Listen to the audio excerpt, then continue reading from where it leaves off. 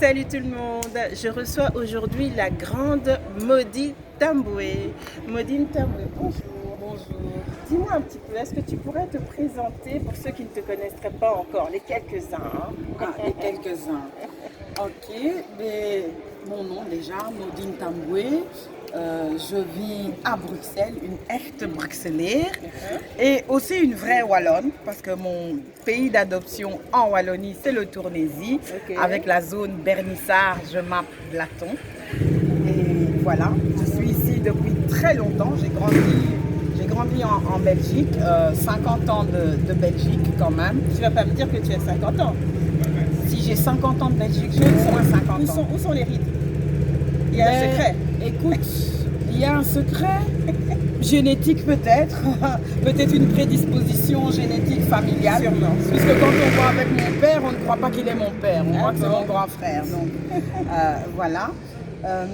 Pour dire qui je suis dans la stratosphère communautaire, on va dire, eh bien, je suis une digne héritière de certains de nos aînés qui ont commencé les premières associations qui aujourd'hui totalise bientôt 30 ans d'existence. Je pense au CCAEB, le Conseil des communautés africaines, est une des plus vieilles fédérations des communautés africaines. Il y a des associations aux satellites comme MINA ASBL, TRK ASBL, Petit Pas ASBL, Sima Kivu ASBL, Chantier d'Afrique ASBL. Donc il y a plein, les Amis du monde entier, qui sont des associations qui étaient fondées par nos parents et au sein desquelles nous étions les jeunes petits bénévoles. Et certains de ces bénévoles, dans chacune de ces entités, certains petits bénévoles ont un jour levé le nez et l'oreille et commencé à écouter ce que les parents disaient et ont trouvé que eux, dans leur jeunesse, c'était des conversations d'adultes. Ils avaient aussi leur mot à dire et autre chose à faire. Et j'étais parmi ceux-là qui un jour a dit à un des aînés qui se trouve être mon père, « Ah oui, mais moi j'en ai marre de juste essuyer les tables. » Il dit, « Ah bon, vous voulez faire autre chose, mademoiselle ?» Il dit, « Oui, que peux-tu faire ? Prendre note par exemple. Je peux prendre note, j'écris très vite et je peux prendre note. » Et voilà. Et de fil en aiguille, voilà que mon mentorat a commencé dans cette association-là, TRK pour la nommer. Et ça, on est dans les années 90. Et c'est une association qui est née à l'époque de la très grande crise qui se passait en RDC Congo, où dans le Kasaï, toute une flopée de réfugiés kassaïens ont été chassés du Katanga. De Lubumbashi, ils étaient priés, s'inédiés de rentrer dans leur terre ancestrale, alors que certains étaient là depuis déjà 4 générations. Donc ça a fait des millions de personnes qui se sont retrouvées sur la route et nous avons dû ici, ces personnes avaient des familles à l'étranger et les familles partout dans le monde se sont mobilisées pour leur venir en aide. La Belgique n'a pas été en reste puisqu'on a quand même la plus grosse communauté congolaise et kassaïenne hors RDC. Et c'est là que nous avons commencé, où j'ai vraiment été beaucoup plus active autrement que juste petite main, mais vraiment toquer au port, trouver du matériel médical, du matériel scolaire et toute autre chose qu'on pouvait envoyer à l'époque pour aider ces personnes-là. Et chemin faisant, c'est un sujet qui m'a toujours plu de faire en sorte que ceux qui n'avaient pas le privilège, parce que même en étant migrants ici, migrants forcés, je dis, parce que c'est pas, nous sommes une génération qui n'a pas choisi de migrer, de rester ici. Ceux qui sont arrivés ici entre les années 60 et 70 sont des personnes qui venaient pour raison d'études et qui en général avaient une bourse d'études pour rester un temps limité et rentrer. Et les accords non plus étaient respectés entre la Belgique et le Congo pour ces étudiants boursiers. Et c'était des familles au minimum 5 personnes, un papa, une maman et minimum 3 enfants qui n'avaient pas forcément les moyens de payer en fait le voyage de retour de tout ce monde-là. Parce qu'on parle à l'époque du franc, un billet d'avion c'était cher. C'était très cher. Et donc, à partir de cette association, tu es resté un temps. Non, je suis toujours restée dans cette association qui est l'une des associations fondatrices de la Fédération des communautés. Ok. Voilà. D'accord. Et donc je suis toujours restée active au sein de l'association, au sein des petites activités locales et ponctuelles qu'on fait. Aujourd'hui, c'est surtout la sensibilisation sur la matière de la santé.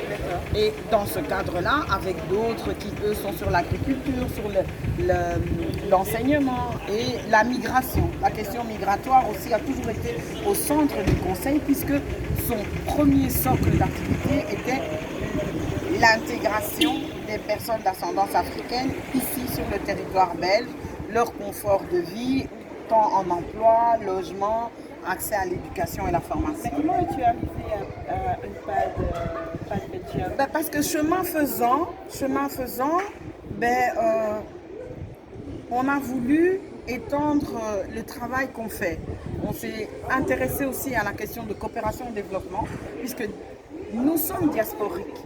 Nous avons une double identité et pour moi une double identité assumée est une identité où tu t'intéresses à ce qui est ici et que tu as aussi de l'intérêt pour là d'où tu viens et que tu vois à partir d'ici comment est-ce que tu peux changer le cours des choses ou améliorer et toujours être aussi actif dans ton pays d'origine selon les matières ou l'expertise qui t'intéresse. Et c'est à ce niveau-là que j'ai commencé justement, ça te donne une dimension tout de suite internationale dans tes activités. Je suis polyglotte et donc par quasiment élu chinois, comme on aime comment dire élu chinoise, c'est souvent moi qui ai été désignée comme représentante au niveau européen ou international. Alors au niveau européen, donc on a des endroits où quand même les afrodescendants se regroupent. Ça c'est important parce que tout le monde Absolument. Et dans ces débats, qu'est-ce que vous abordez comme type de sujet?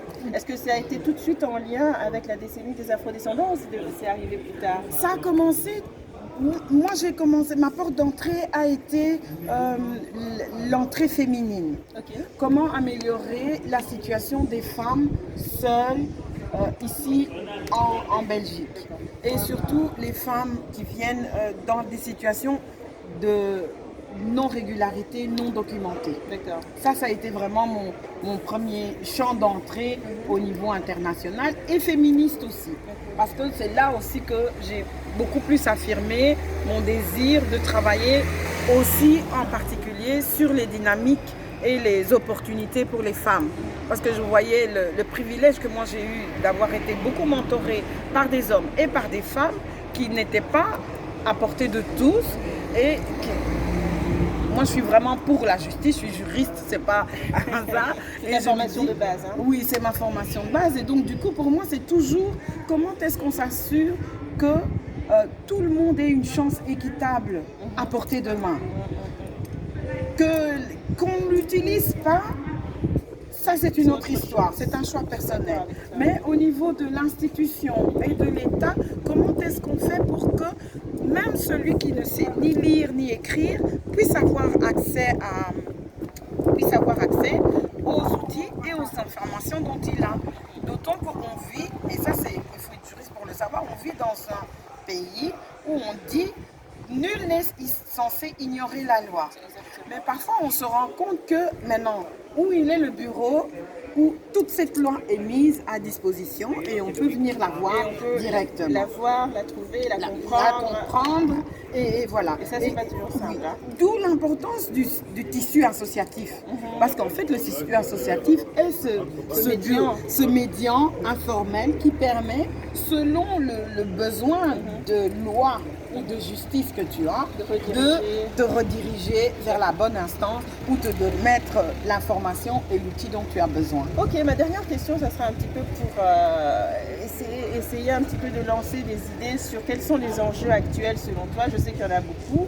Est-ce qu'il y en a qui te parlent pour le moment, là, post-George Floyd et tout ça? Quels seraient pour toi les enjeux urgents pour le moment pour les afrodescendants? Pour nous, l'urgence, c'est déjà l'entrée de jeu, c'est la justice historique. La justice historique va permettre que cette question de légitimer notre présence ici soit enfin terminée. Parce que je pense que 50 ans après, ceux qui sont plus anciens que moi ont toujours ce petit frisson où on vous demande, oui, mais comment ça se fait que vous êtes ici? On a toujours encore en arrière-fond, en réalité, cette question de légitimer notre présence. Et je pense que c'est parce qu'il y a une ignorance de cette histoire, d'un pan de cette histoire belgo-africaine et belgo-congolaise, burundaise, rwandaise. Tu pencherais plus pour l'éducation populaire? Absolument. L'éducation de masse, c'est évident. Juste pour légitimer cette histoire, cette présence, et pour aussi rassurer les jeunes. Parce qu'il y a des jeunes qui sont ici convaincus que ici c'est chez eux, et qui se sont réveillés. Il y a un moment dans la vie, je ne vais pas le dire lequel, mais il y a un moment dans la vie où tu te réveilles et tu te rends compte que ici c'est pas chez toi. On te le rappelle. Et ça, nous ne sommes pas tous équipés pour recevoir ça dans la figure comme ça, et il y a de vrais désespoirs mentaux que ça fait. C'est presque comme un enfant qui se réveillerait et on lui dirait, ah mais oui, tu es un enfant adopté, je ne suis pas ton vrai papa, je ne suis pas ta vraie maman. C'est le choc. Le choc là, c'est la même nature. C'est la même nature, et je pense qu'il est urgent que ça soit fait pour qu'on puisse arrêter ce cycle éternel où on se dit, mais comment ça se fait que il y a 30 ans, ces jeunes qui sont aujourd'hui pas encore dans ce choc-là vont se réveiller face à une génération qui est la même génération à eux, qui leur renvoie ça. Donc il y a c'est presque un cycle éternel, de non-ancrage et de légitimation d'un privilège. D'un côté, il y a ceux qui ne sont pas ancrés et ceux qui sont dans un privilège qu'ils savent que ici c'est chez eux, immuable, et il faut qu'on casse ce cercle-là, et je pense que c'est le moment qu'il faut vraiment faire là aujourd'hui. Et derrière ça, du coup, il y a toutes les questions de justice sociale. Justice sociale, on y ici et maintenant, l'économique, le bien-être, la santé, tout ça s'est ressorti avec la pandémie qu'on a vécue. Toutes ces réalités que certains d'entre nous jettent en pâture, mais nous sont ressorties jusqu'au-delà des océans, et ils sont revenus en boomerang, et alors on s'étonne que 20 000 personnes sortent en rue. En plein pandémie, 20 000 personnes sortent, et la beauté de ça, c'est que c'est en mixité.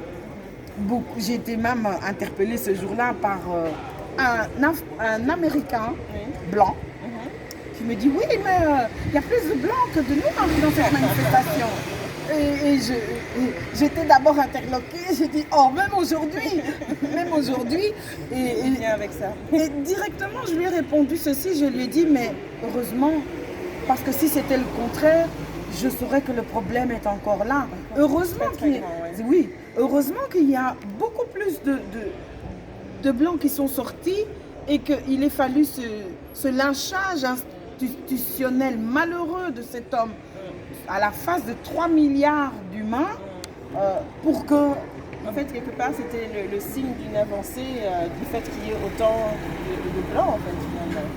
Je ne sais pas si c'est le signe d'une avancée, mais c'est le signe que plus personne ne peut dire qu'il ignorait. Je ne savais pas.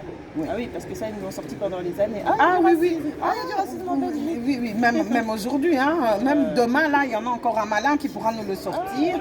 Oui, non. Mais en ayant vu cet acte-là aux yeux de la face de la terre, ils ont au moins ressenti un énième de la douleur que toutes les personnes de couleur, les personnes noires, les personnes qui sont marginalisées ont pu sentir. Parce que ça, c'est un vécu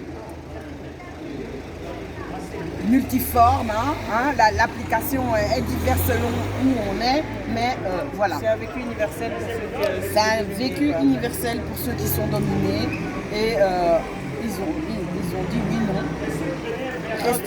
Un jeune me disait, j'étais contente de le voir dans la manifestation. Je dis oui, mais toi tu m'avais dit non, il y a 2 semaines, toi tu manifestes pas. Il dit non, mais ne pas manifester, ne pas sortir aujourd'hui, ça c'est vraiment, je perdais mon humanité si je ne faisais pas. C'est ça qu'il a dit et ça m'a touché. J'ai dit, ah, donc il y a quand même une partie du travail que nous faisons qui porte. Eh ben, merci beaucoup justement pour tout ce travail parce qu'on a l'habitude d'oublier les aînés et moi parfois ça me choque. On est plein très content d'une victoire sur le racisme, sur la discrimination, etc. Et on oublie qu'en fait on n'est pas seul dans cette victoire. Il y a toute une lignée, dont nous héritons.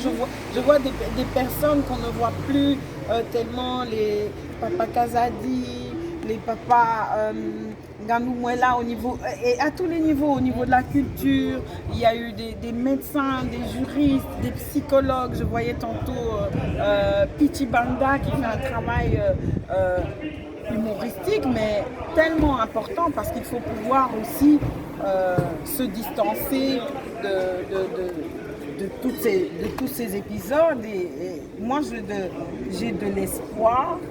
Uniquement si la conscience reste. Parce que l'être humain oublie très très vite les choses qui l'ont effrayé et lui ont fait peur et retourne très vite à ses habitudes confortables. Et là, c'est là où mon appel est plutôt pour la jeunesse et de dire vous êtes sortis énormément. Rapprochez-vous des associations. Si vous n'en trouvez pas près de vous, eh bien, créez-les. Créez vos espaces. Faites appel à nous. Nous ne saurons peut-être pas tout, mais ensemble, aujourd'hui, on peut trouver tous les outils. Nous sommes en train de réinventer la façon dont nous nous rencontrons, dont nous militons. Le digital nous rapproche tellement plus. Regardez, il a rapproché la terre entière autour de George Floyd, mais nous avons ici d'urgence. La justice, elle a un nom pour moi, hein. La mine Bangoura. La mine Bangoura n'est toujours pas enterrée au jour où on parle d'aujourd'hui. Moi, je pense à son père, je pense à sa mère, je pense à ses frères et sœurs. Et je me dis que la bataille ne s'arrêtera pas. La décennie, oui, elle a été déclarée par les Nations Unies, mais la bataille, elle est concrète, elle est aujourd'hui et elle est pour une vraie justice envers tout le monde. Il n'y a pas de raison que nous n'en ayons pas. Et effectivement, la vie des Noirs compte aussi. La vie des Noirs compte. Eh bien, je t'arrête là-dessus. Je te remercie beaucoup pour ton combat et pour cette interview. Je retiens beaucoup de choses et deux choses principales, c'est la question de l'éducation permanente populaire massive. Elle l'a dit de manière très claire et je retiens aussi le fait de s'engager finalement, hein, de ne pas rester seulement là à écouter. Et puis il y a quelque chose qui m'a fait plaisir aussi, c'est l'espoir que tu as conditionné par la conscience qui doit rester active. Merci beaucoup et à tout bientôt.